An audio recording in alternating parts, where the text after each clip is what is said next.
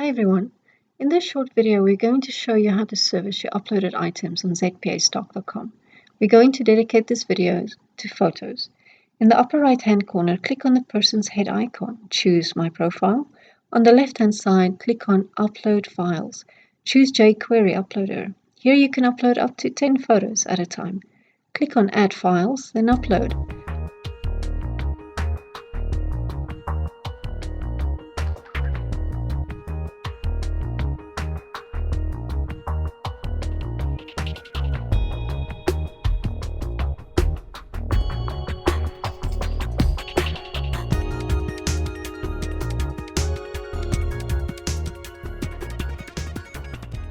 After finishing the upload, click on My Publications.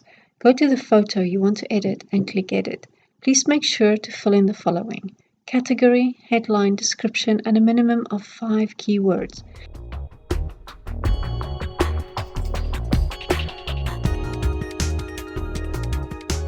To check if your photo has been approved or declined, click on My Publications and check out the status. If it is declined, you will find the reason. You may correct what was wrong and upload again.